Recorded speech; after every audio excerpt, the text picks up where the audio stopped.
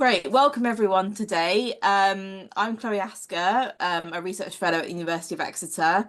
And today we're joined by Sarah Bell, who'll be speaking on creative approaches to public health. And she'll be focusing specifically on in situ and arts-based methods. And Sarah Bell is a senior lecturer in health geography at the European Centre for Environment and Human Health at the University of Exeter, but the Penryn campus, where I also work. And Sarah's research focuses on the intersections between disability, well-being, social inequality, and the diverse and changing environments encountered through the life course. And we're really excited to have Sarah here today. So I'll pass over to Sarah to share your screen and to get going. Thank you so much. Brilliant. Thanks ever so much for having me. I will just get the slides up.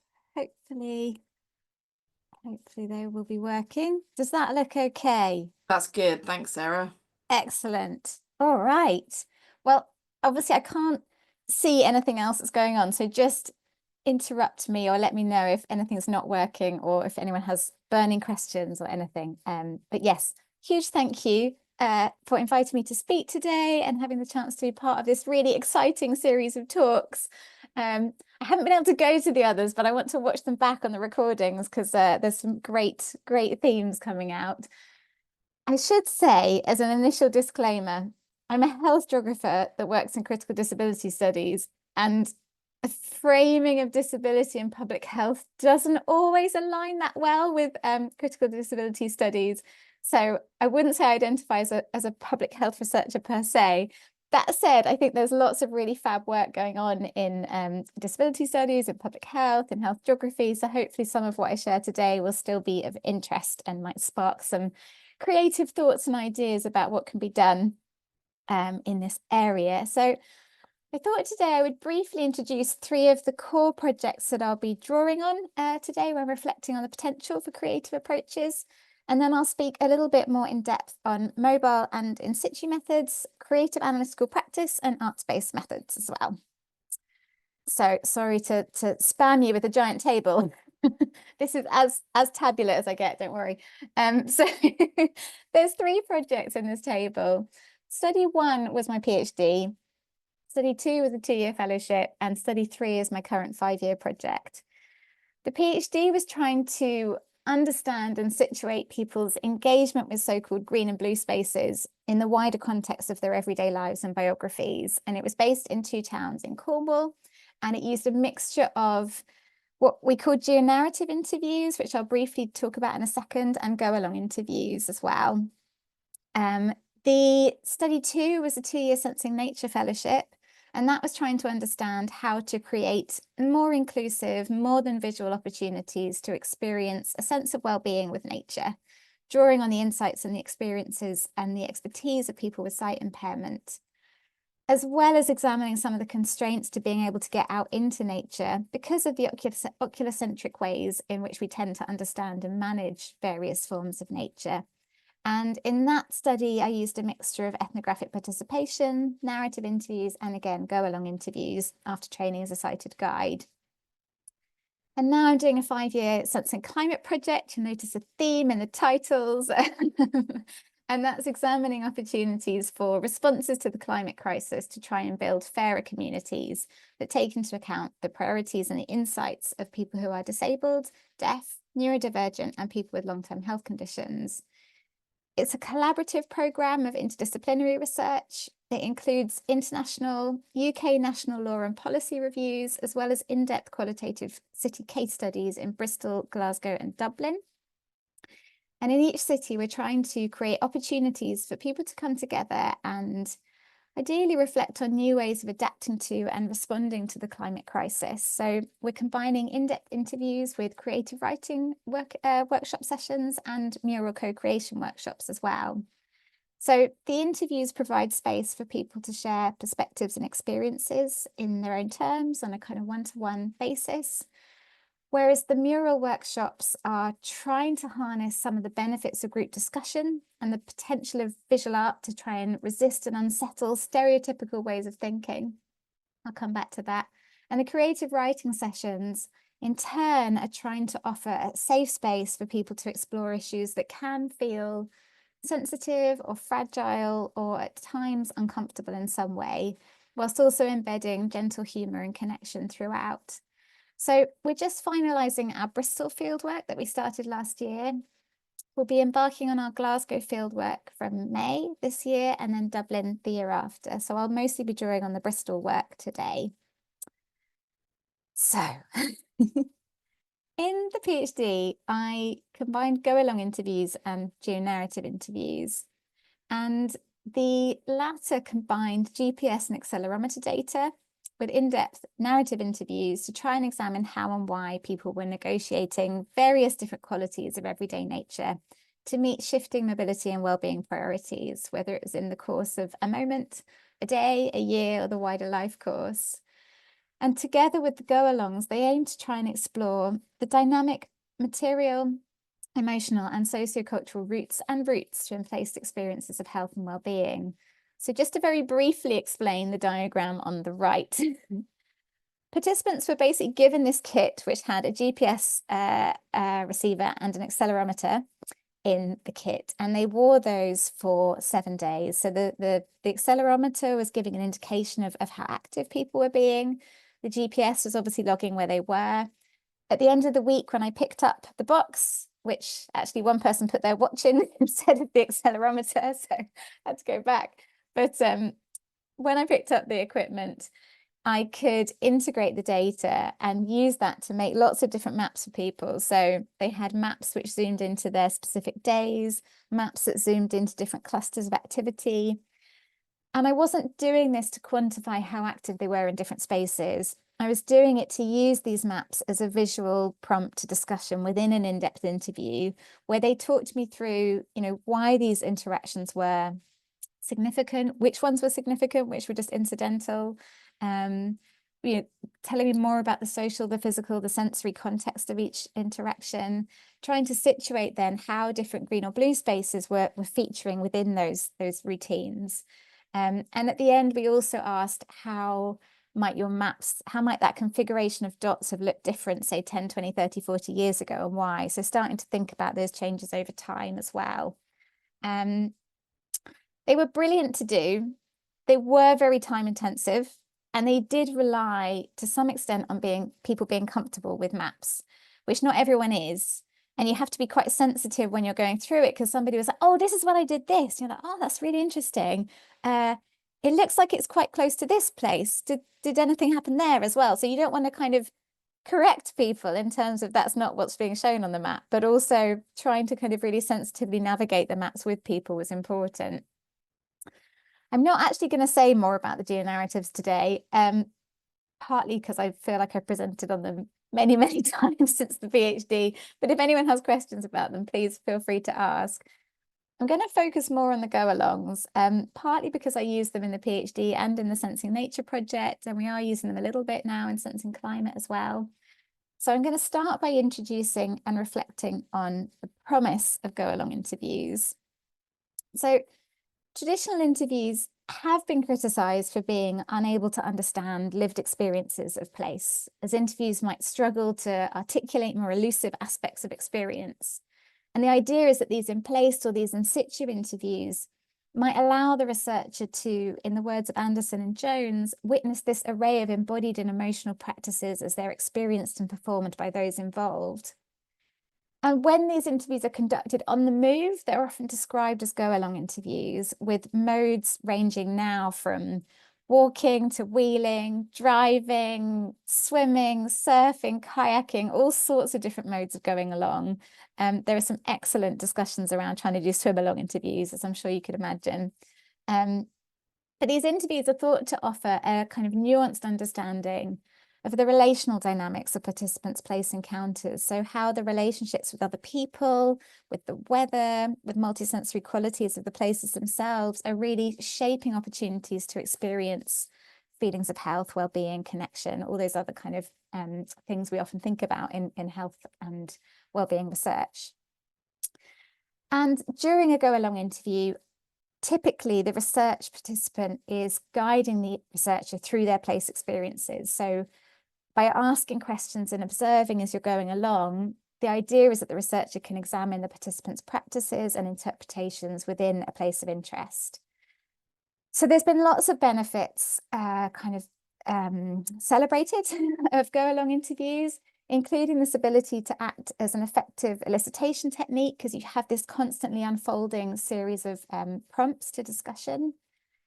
There's the idea that they can put participants at ease because it brings place rather than the participant into direct focus. It allows for kind of thoughtful silences. Sometimes it just removes the pressure to talk, and it can be helpful being alongside next to someone rather than facing them. It can be slightly less intimidating. I know certainly in the Sensing Nature project, I did the traditional interview first and then the go along. And there was one participant in particular who just didn't open up at all in the first interview. It felt very difficult to have those discussions. And then we went on a 3.5 hour hike through the fells in torrential rain, and it just poured. Like he shared so much, and it just, you could see that he was much more comfortable talking in that kind of environment. Sometimes a go-along interview can create a more equal power dynamic between the researcher and the participant, especially if the participant is leading the route and explaining when they want to rest and directing the conversation. It's not always the case, and I'll come back to that. Just some considerations to be aware of when maybe that power dynamic isn't so equally shared.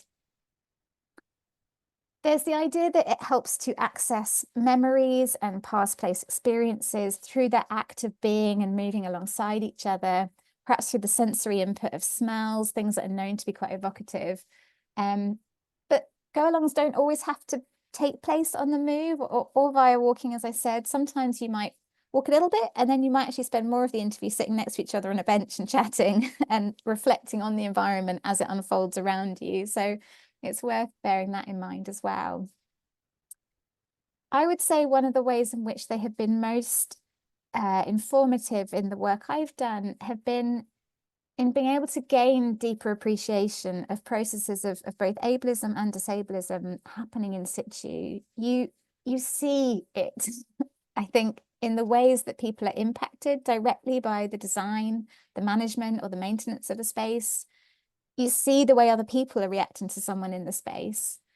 And you also get a sense of what's actually helpful in situ. You know, those kind of strategies that people are using to negotiate different terrains and textures and sights and sounds. And that in turn is really helpful when you're trying to develop practical advice from the research you're doing. So from guiding participants in the Sensing Nature project, it was really clear that organizations involved in supporting people to access nature, there was a lot to learn in terms of both how you give informational content about how to get around a site, what is a useful way of describing a site layout, what's there, how you interpret what's there, but also when you want to describe what's happening in a moment, whether it's like a heron chasing an egret or something, there are skills in how you audio describe that. I mean, audio description anyway is a profession. It's a skilled profession. But we could use some of the insights from what we were doing to develop some specific guidance around how do you share this information in a way that is both useful and engaging. We developed guidance for Walking for Health and the Ramblers around things to think about if you're trying to support people with sight impairment to be part of these walks. And we developed some guidance for people involved in designing and managing urban green space to think about, you know, not just can people get into a site, but actually how do you make sure that it's an enriching, enjoyable experience once there, and what are some of the key things to bear in mind. And I would say a lot of the insights in those practical outputs were really gained through doing the go-alongs and experiencing spaces together. So now, there are some considerations. As anyone who's done go-alongs will know, they're not always straightforward.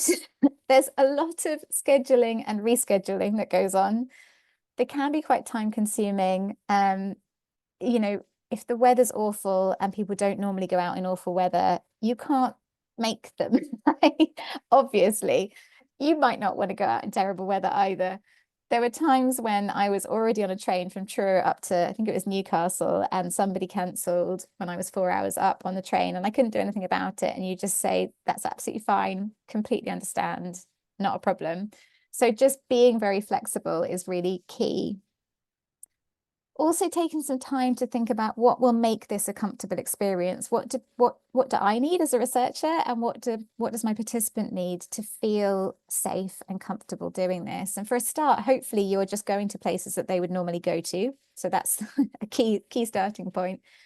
But it's really important that you know what is somebody's preferred duration, location, what adjustments might they need. On a practical note, it can be helpful to bring along spare items or like a little care parcel that might enhance comfort in the moment, whether that's things like a water bottle. Obviously, that's a plastic one, but other water bottles are available. Snacks, being mindful of potential intolerances or allergies, sun cream, sun hats, things that if it's a really hot day and somebody might not have prepared, it can be helpful to have spares. If it's somebody who might need regular resting points, and if there might not be regular benches, if there's a little portable chair you can take, that's sometimes a good idea to bear in mind. Having a little first aid kit. Obviously, you're not going to be a trained first aider, but if a plaster is needed, it helps to have one to hand. And then there are some practicalities as well. It can be really difficult to capture discussion during go-alongs, especially on windy days or in loud locations where there's background noise which masks discussion. So at the very least, you want to make sure that both the participant and the researcher are wearing recorders with lapel mics, ideally with wind mufflers. The placing of the recorder is really important. So I know with mine, if you have like a participant who's got it in a pocket and they're having to bend over a lot to help their dog or a child, that can stall the recording. It can turn itself off. Lapel mic wires can get all tangled up. And every time the tech doesn't work, it interrupts the flow of the interview. So just being really confident and testing out recording devices and checking how, what kind of quirks they might have is really key before you get out and you do these. And as a backup, I would always say, don't schedule anything immediately after a go along. Just give yourself time to write up notes so that you have an account of what happened in the interview in the case of a tech fail. And it can be helpful to send a copy of that back to participants to have a read and check as well if you're really not sure. It's also worth bearing in mind that not everyone will feel comfortable participating in a go-along interview. If people feel unsafe in an area, or if they are concerned about being seen with a researcher for some reason, if there are gender dynamics that might not be seen as appropriate or cultural dynamics, if they're worried about what the process entails.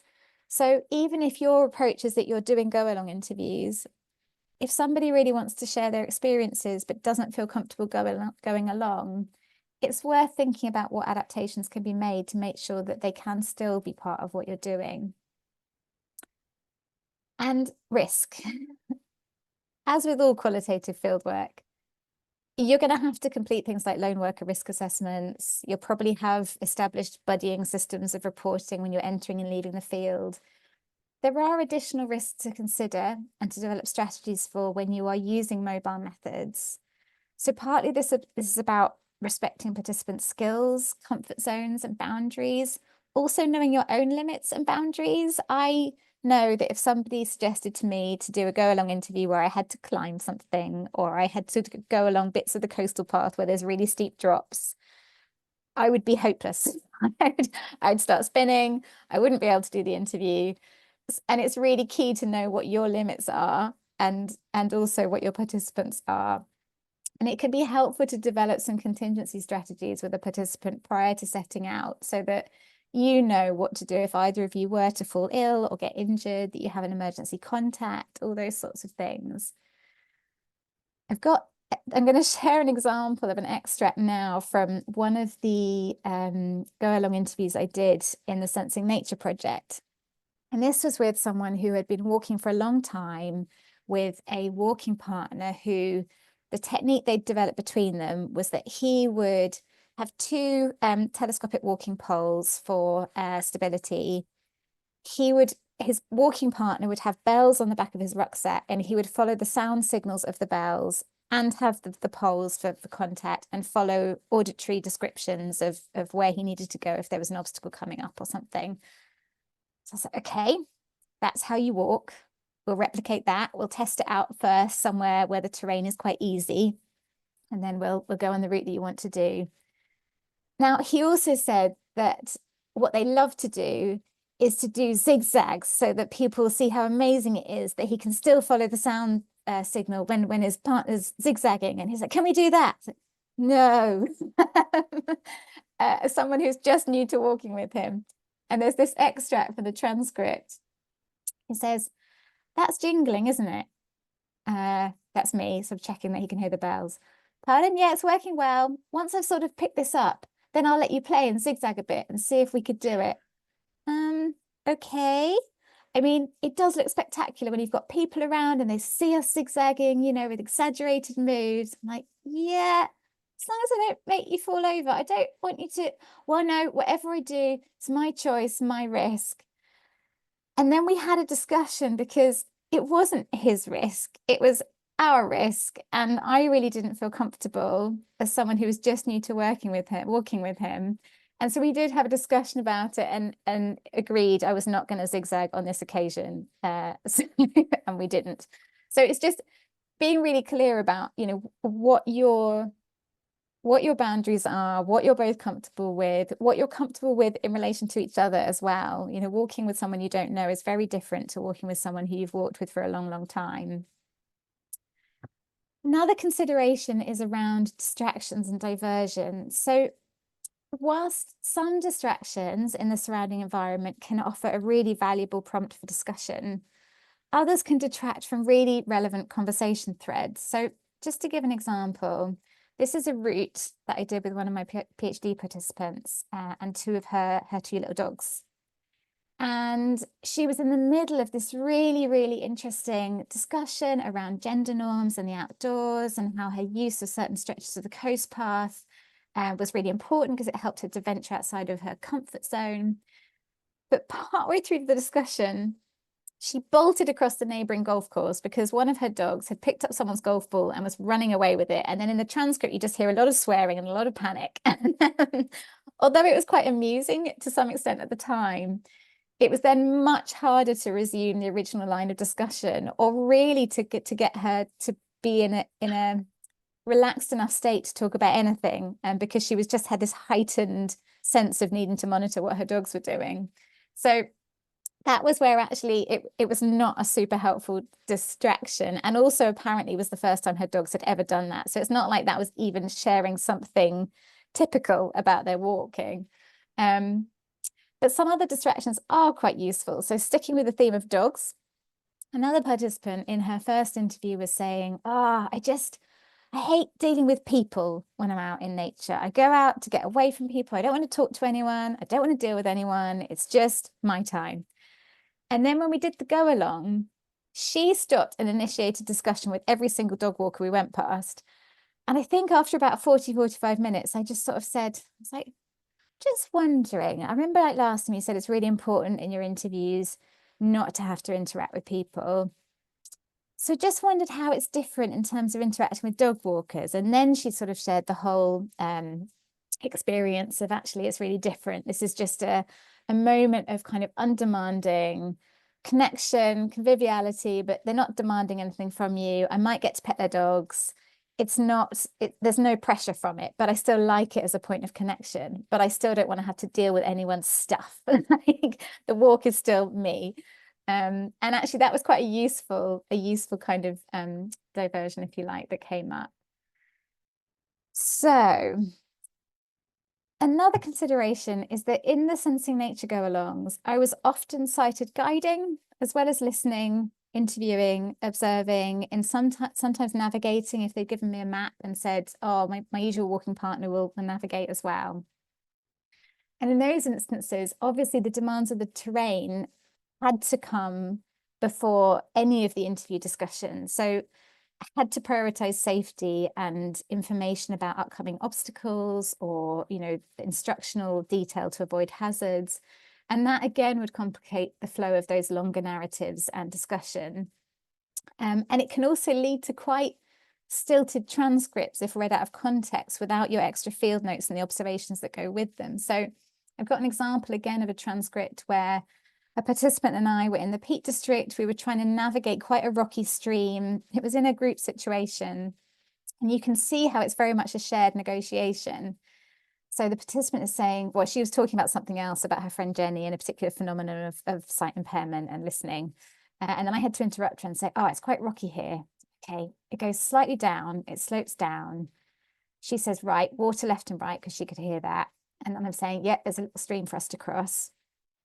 And then she's giving me the direction. Okay, you go first, then I'll grab your hand and I'll just stride to there. And then I'm saying, okay, great. And I'm trying to highlight how to navigate this kind of the rocks over the stream. And then there's just a lot of, yeah, we're there. Yeah, she's kind of reading the angle of my body in relation to her body as we're going. And at the end, she said, so we've crossed the stream very well. This is a test for you, Sarah. And she knew I was quite sort of new to guiding. And this was, so it was, yeah, it was a kind of an interesting one. But in that moment, I learned a huge amount about the information, verbal and non-verbal, that she needed to navigate that terrain. But this transcript just looks like nothing. You can't really get much from that at all. And that just leads, I guess, to the final consideration I was going to talk about for go-alongs, and that is, how do you animate the interview experience in your analysis? How do you document those kind of non-verbal felt elements of encounter? And it's something that my lovely colleague and collaborator Tanvir Bush and I wrote a paper about back in 2021. And we explored a role for creative analytical approaches in this. So just going to talk briefly about creative analytical practice. So written transcripts have been critiqued as being kind of linear, unimodal, sensorially flattened, and that they tend to almost omit many of those lively, non-verbal, embodied, gestural aspects of communication and the diverse, more than human presences that flow in and out of an interview frame along the way. And there are growing calls, particularly within geography and I think anthropology as well, to see and hear walk-alongs that are more kinesthetic, more vivid, more sensuous, and more entangled with material world than they currently are. To go somewhere to feel a place, sense a landscape and its weather, and encounter a human being with whom we choose to walk. And so, responding to those calls and realizing that something was missing in these kind of extracts from the transcripts, we started to look into this potential of creative analytical practice, and specifically the creation of what is described here as a composite account that draws on and brings together data generated during the research process from various participants and presents them as a single narrative. And although still tied to words, in the paper on the screen there, we explored opportunities to use this to take the reader on a walk. So we produced a creative, storied evocation of a composite journey that was routed through many of the actual terrains and kind of weathers and conditions that we negotiated with study participants during the go-alongs. But we storied it as one character navigating them, put various sound effects things through as well, to try and convey some of these experiences of skills, of risk, of the different kind of ways of reading a landscape. Don't know whether it works.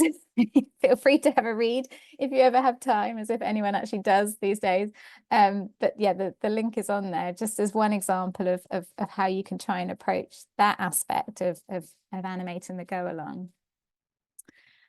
So now, moving from go-alongs into arts-based research, I'm going to talk a bit more about the potential of arts-based approaches to fieldwork and data generation that we're using in our current Sensing Climate project, where I'm still learning and I continue to learn through being able to work with great people. But just before I introduce our work in this space, I just thought I'd give some background to arts-based research for anyone who's new to it.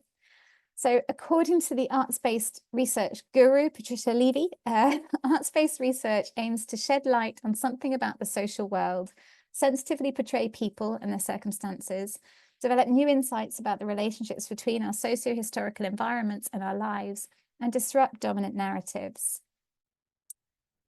When practiced with care, these approaches can support people to describe, reflect on, and contextualize their experiences, and they can embed the flexibility required to create a range of inclusive listening spaces. And the process and the outcomes can, in some cases, jar people into seeing and feeling and thinking and framing phenomena differently.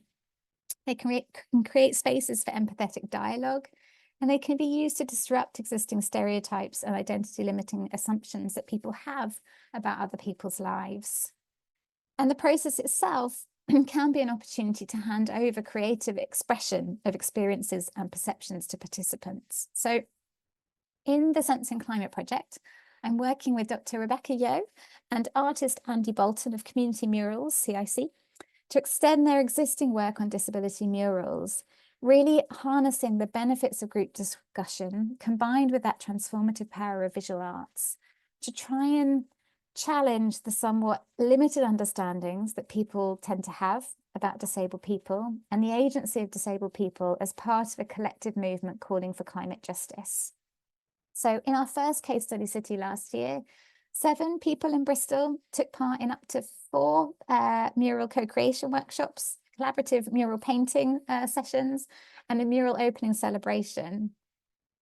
And during the sessions, the mural contributors really reflected on the experience of different ways of seeing the world and of valuing what matters. They emphasised that we can't create a just and sustainable future by being included in business as usual, where people and planet are repeatedly extracted for profit. And these messages were central to their final mural design. So just to talk you through the mural design, the mural tries to foreground the importance of care and solidarity in response to the climate crisis. In one of our initial mural workshops, we asked participants what we learn from experiences of disability. And people spoke about empathy, solidarity, the value of rest, and caring for each other. The final mural design actually interacts with elements of a prior mural that's on the wall of the Eastern Community Centre in Bristol, some of which has been spliced out of this picture just for kind of coherence. But the earlier mural was developed in collaboration with disabled people who are subject to immigration controls. The Sense and Climate mural highlights how all these issues are interconnected. So, as illustrated in the image on the screen, the original mural was made up of a brightly coloured rainbow on the far left, with visions of how a more just society could be built. And that rainbow was then repeated 3 times, and each time it loses a bit of colour, until the rainbow on the far right is made up purely of shades of grey. Under the grey rainbow, there is a memorial to Kamil Ahmad, who is a Kurdish man who was seeking asylum in the UK and who was killed in Bristol in 2018. The Sense and Climate mural tries to use these rainbows to convey a message of transformation from climate breakdown on the right to climate care and solidarity on the left. So on the right of the mural, under the grey rainbow, there are images of current and future injustice. There's a bare leafless tree depicted in black silhouette, and that's surrounded by military weapons, which is significant of discussions had about how the arms trade disables people, destroys the environment, and diverts resources from the services and support needed for a caring society. To the right of the weapons, there's a gaggle of stenciled monopoly figures who are running to a rocket to take them away from climate chaos and off to the moon, which has been sold to them. The steps leading up to the rocket symbolise its inaccessibility to many disabled people. There are 2 disabled monopoly figures, a wheelchair user and a long cane user, who are struggling to keep up with the rest of the monopoly figures. And that really aims to highlight the flaws in focusing on this goal of inclusion in an agenda that will always prioritise commodities over the sustenance of people and planet. There was a sense that many disabled people will always be left behind if people are valued solely according to economic contribution. Meanwhile, underground, beneath the money men, there's an empty bed which depicts lives already lost, as well as people with invisible impairments and the ways in which disabled people are made invisible in prominent responses to the climate crisis. That all sounds very bleak. The mural isn't without hope. So underneath the grey rainbow, somebody is holding a colourful rainbow umbrella, and people are helping each other underground This community of people, which includes wheelchair users, long cane users, a person lying down, they are forging a path towards the colourful rainbow on the left-hand side of the mural, in the opposite direction to those of the money men. On the left of the mural, this community are shown helping one another up from underground to the colourful rainbow. And there's a flourishing environment with leafy trees, green grass, and a deep blue lake. The roots of a tree spell out the word care. And this side depicts the world as it could be if we followed a path shaped by care and solidarity. Participants felt that the experience of marginalisation may be what teaches people sometimes the value of caring for each other, even though it shouldn't need that experience to do so. So for some people, experiences of disability can provide what it takes to centre justice and solidarity over panic, emphasising the need to co-create habitable futures in which, in the words of disability activist Patty Byrne, all lives are worth fighting for, where we can fight with love, we can fight with integrity, and we can fight for each other. So just wanted to give the overview of the mural. We also made a film about the whole mural. I won't play it because it's 13 minutes long, but we do have a little 2-minute extract here that focuses specifically on the potential of art for social change in research. So I thought I would play that. Let me know if the sound doesn't work.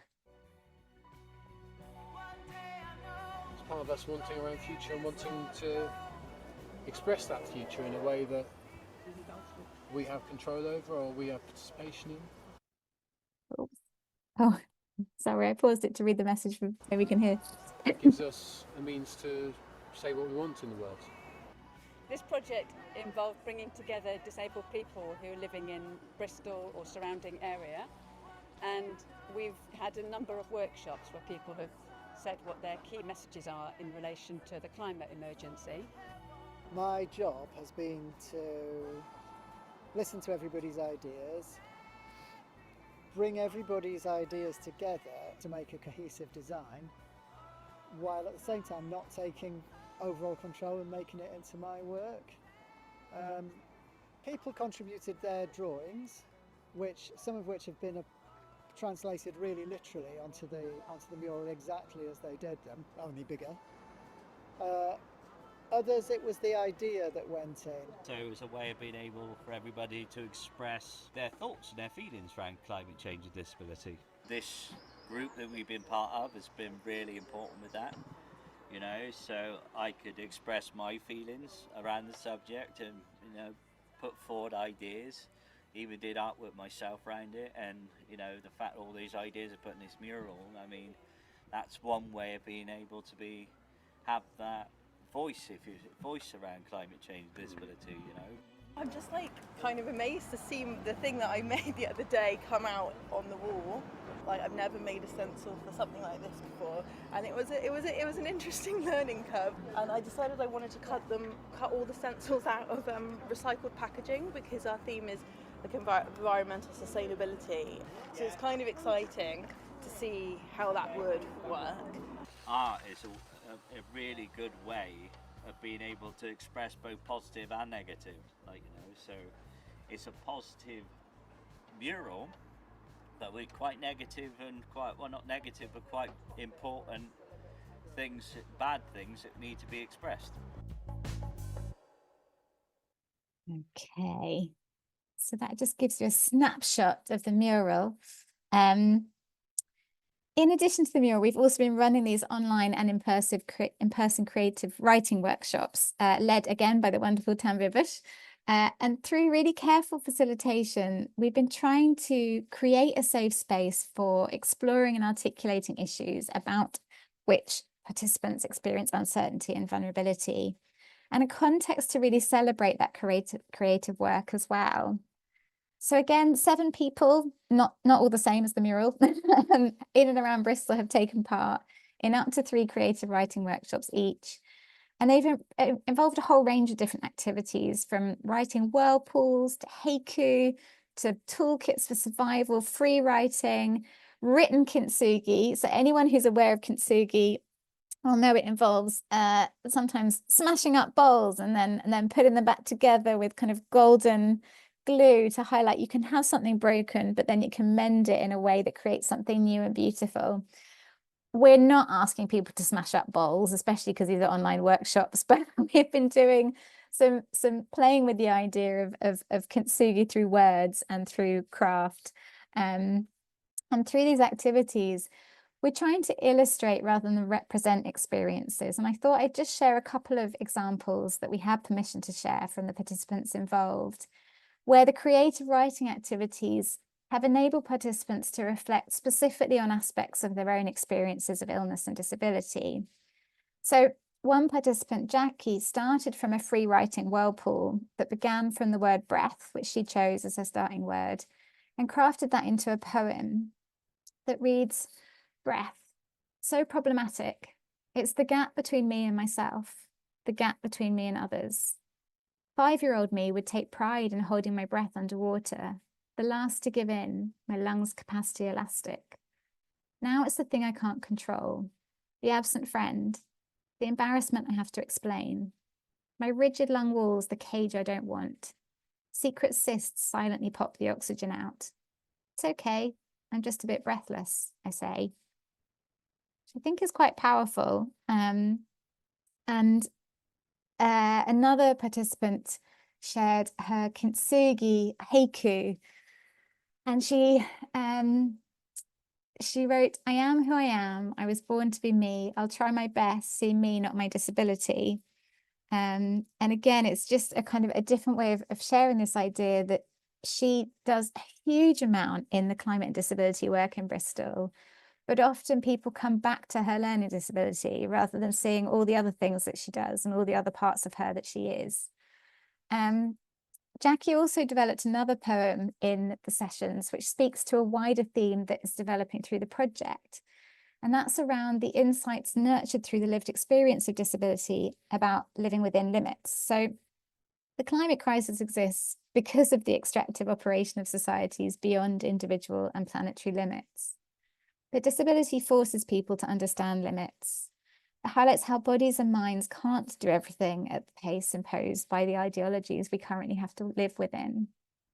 As articulated by Marina Heron, a disability performing artist, writer, and independent scholar, disability teaches me limits. In this culture, we act as if there are no limits, but the earth has limits, the flesh has limits. There are boundaries for where to go and where not to go. If we learn to listen to our bodies, it can lead us to learn to listen to the land and vice versa.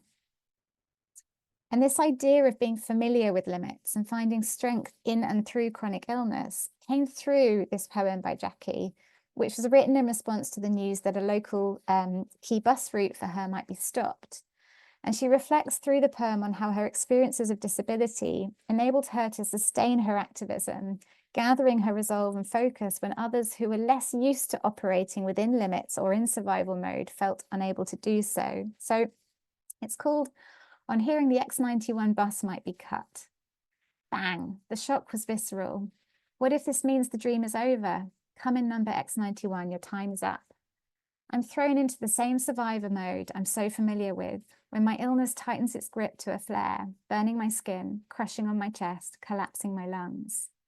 I know how to live through this. I know that things that feel like the end are not the end.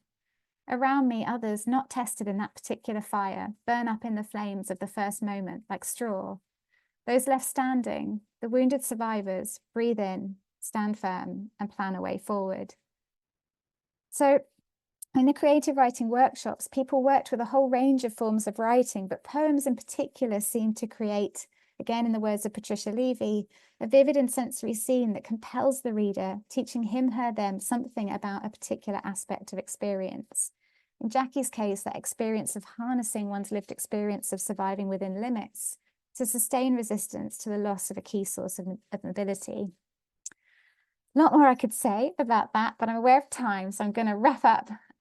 Just to say there is growing interest in all these types of approaches in geographies of health and well-being and disability, and they have implications for how we do research and promote public health too.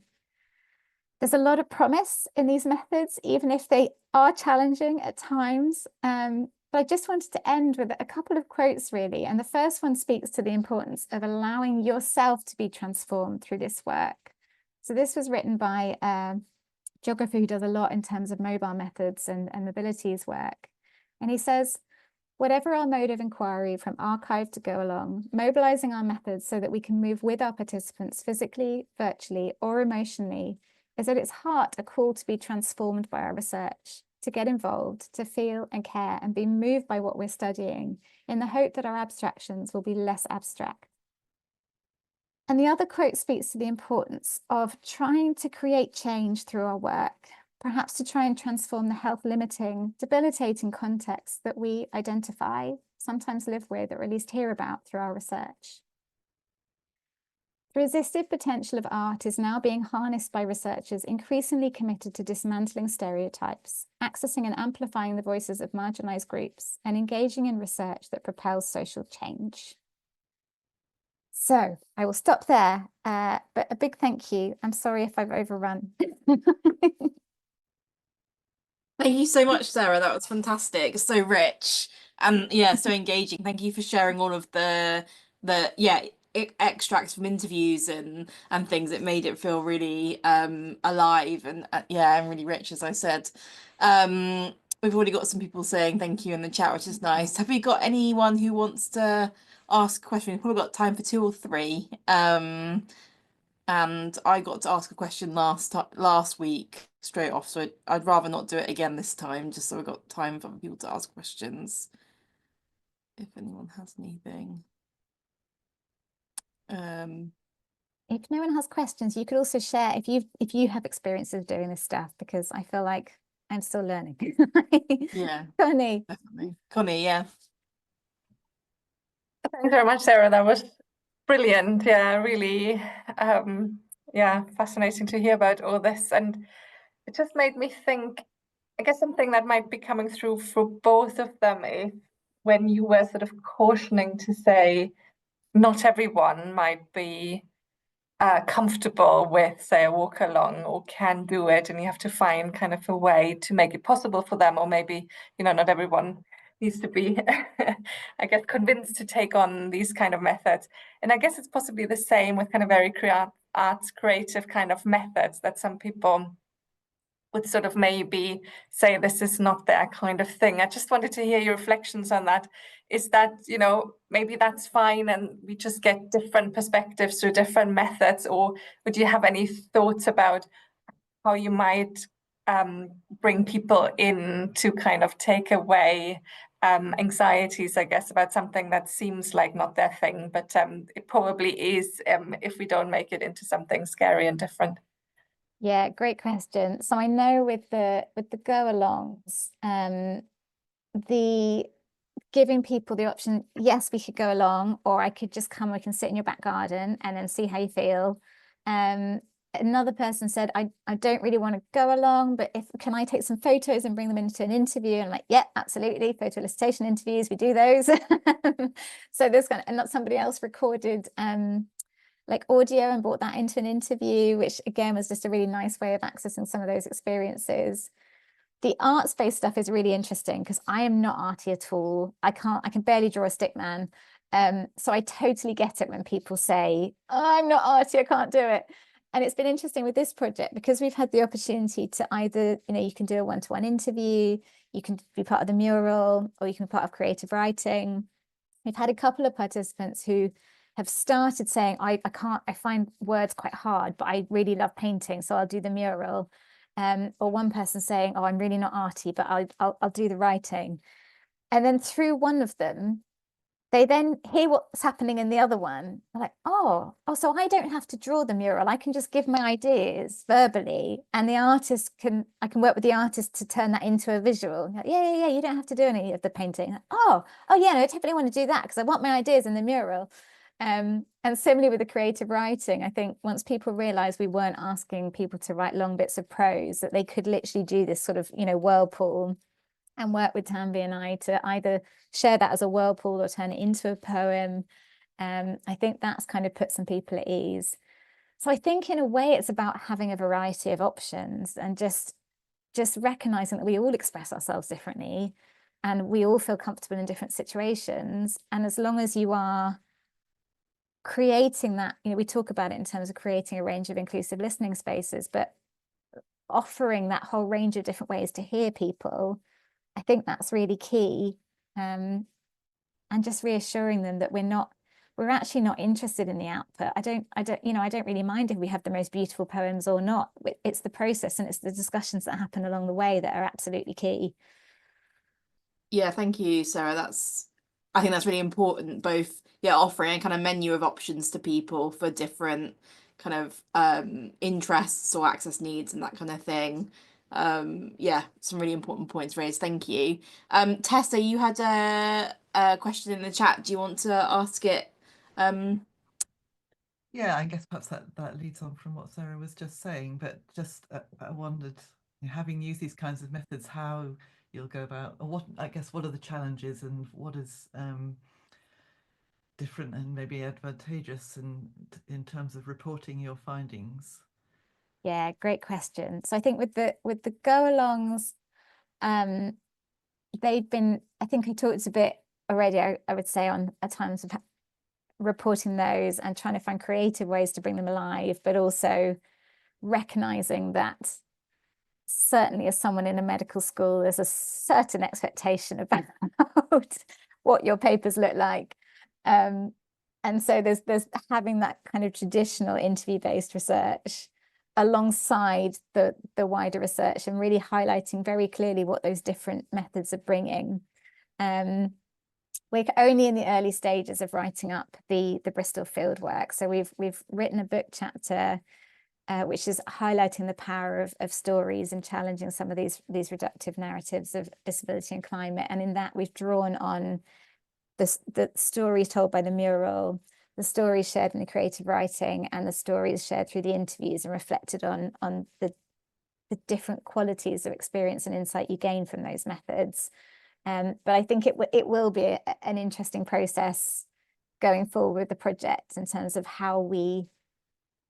where and how we can report the findings from across these different methods. And I think that's always the joy of being in a medical school, using these types of methods. Definitely. Thanks, Sarah. And thanks for all the questions from Connie and Tessa. We're going to have to draw this to a close now just because of time, and I'm sure everyone's got other meetings to go to.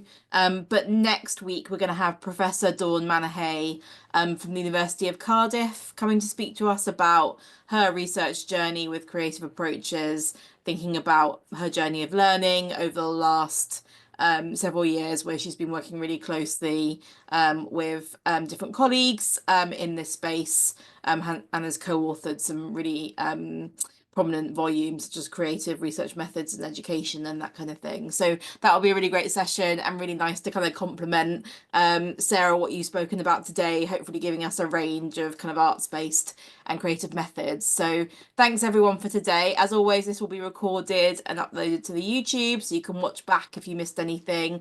And Sarah, I'm sure you're happy to send us the link for the longer video if anybody wants to watch that, because I know people in the chat have actually seen the mural in person, so it'll be brilliant for other people across the country to also view it online if you can't make it to Bristol. But yeah, thanks everybody. So see you next week for Dawn session, and thanks again, Sarah, for a brilliant talk today. It was fantastic, so rich.